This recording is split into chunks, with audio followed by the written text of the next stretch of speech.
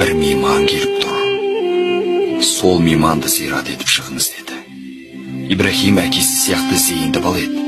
Дереу түсінде де қолындағы жаңғақты көрсетіп, мынаны балалардан аманат қалып едім, осыны қайтарып беріп келейінші деді. Пайғамбарымыз: я Раббым, осындай аманатым бар деп тұр, қайтарып берсінші деді. Олы барып жаңғақты балаларға қайтарып беріп, барлық балалармен қоштасып шықты. Тіпті кейбіреулермен үлкен кісілерше жүзіне тегізіп, құшақтасып қоштасты. Жебірейіл періште тоқтамай жылап тұрды. Я Расулаллах, келіңізші дұға қылайық деп.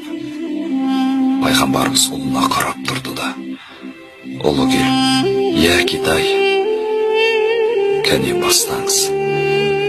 Сіз ата-ана жайында маған көп деген хадистер айтқансыз.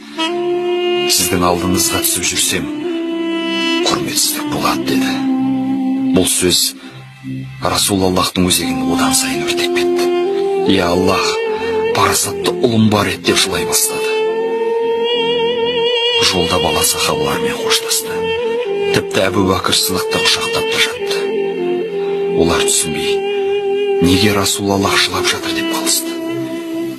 Үйге кірген кезде бала Әзірейілді көріп: әкетай, бұл мейман кім?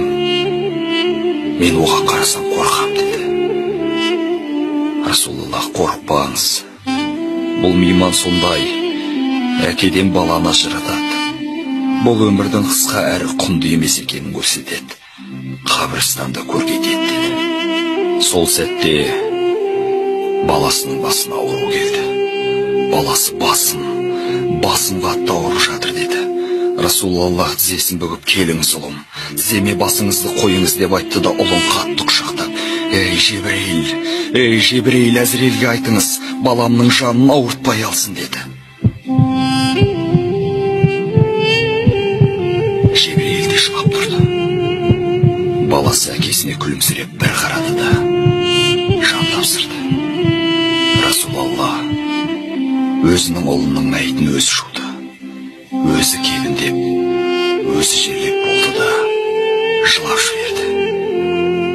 Сахабалар: я Расулаллах, өзіңіз қайтарған нәрсені өзіңіз жасайсыз ба деді.